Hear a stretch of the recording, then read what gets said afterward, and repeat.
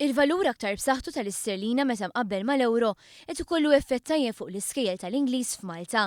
Fil-fatt fl-Ingilterra tkun hemm żieda fil-prezzijiet tas-servizzi u l-prodotti offruti anke minn dawn l-iskejjel.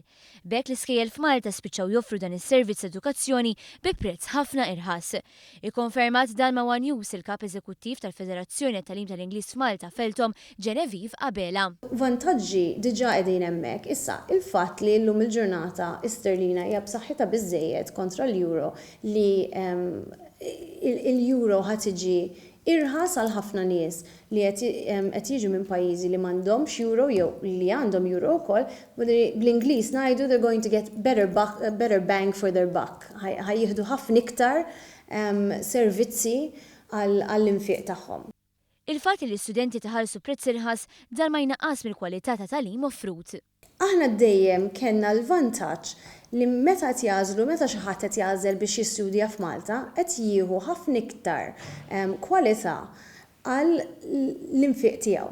Vuol fejn għal ammont f'Londra jew fl-Ingilterra qed jonfoq ċertu flus għax ovvjament kif qed ngħidu ammont ta' studenti qed jażlu jiġu Malta flok imorru tliet sigħat il-bogħod ġo l-Ingilterra. Ta' kull sena f'pajjiżna jiġu medja ta' bejn 75,000 u 85,000 student.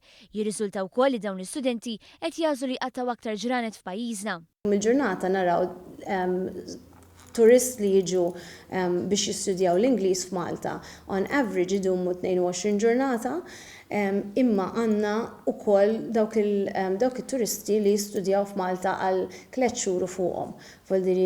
Dik rajna tkabbir kbir ta' dak l-ammont ta' studenti.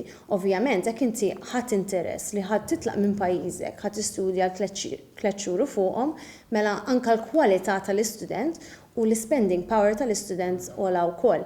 Abela fissret kif l-investiment fil-qasam edukattiv huwa wieħed importanti għall-ekonomija mhux l-inqas f'dan il-każ. Tiġbed it-turisti anka fi shoulder months f'dan il-qasam speċjalment fejn jidħol turiżmu edukattiv, mhux neċessarjament għandhom interess li jiġu l-iktar żminijiet li konna turisti f'pajjiżna, jieħdu interess li jiġu anka bejn Settembru u Mejju.